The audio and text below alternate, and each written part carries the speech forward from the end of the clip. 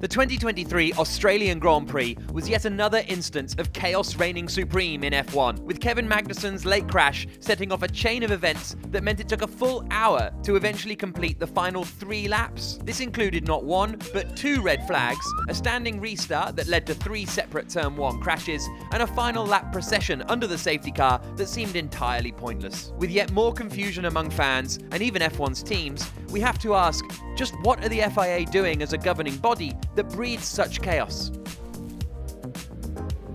Australia 2023 was a record-breaking race for a very startling reason. It was the first F1 race ever to have 3 red flags in it. Alex Albon's early spin, dragging gravel onto the track, was a debatable red flag. But Kevin Magnussen's Turn 2 crash was only really a minor incident that at any other point in the race would have been covered with a safety car. When 20-year F1 veteran Fernando Alonso can only shout, "What?"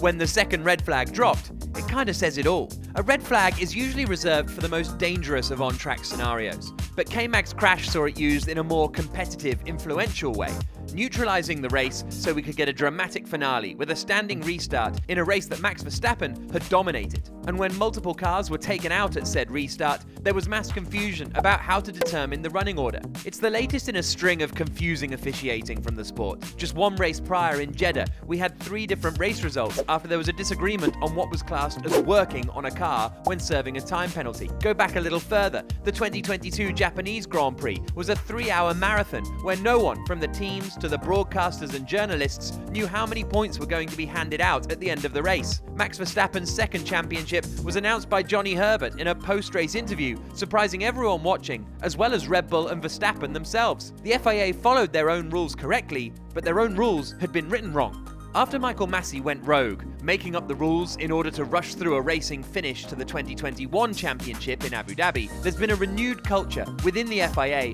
to stick to the letter of the law more frequently, like with the non-controversy of Jewellery Gate and telling pit crews they can't celebrate on the debris fencing at the end of a race. But at the same time, they, along with Formula One themselves, are keen to make decisions based on enhancing the show.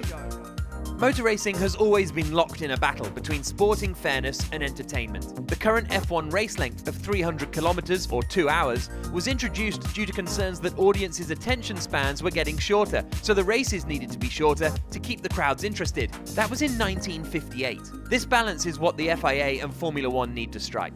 Fans have been clamouring for standing restarts after red flags for years, and the 2-lap sprint finish in Baku in 2021 was superb entertainment. Surely it's not the FIA's fault that on this occasion the drivers decided to pile into each other in the biggest standing start chaos since Singapore 2017. The farcical safety car parade to the checkered flag was a nonsense, but the race had to be finished. A race can't be abandoned 1 lap before the end just because we can't really be bothered. The most startling thing missing in all of this mess is comment from the FIA. In the Formula E World Championship and the World Endurance Championship, the race director is heard on the TV coverage explaining what is going on to the fans.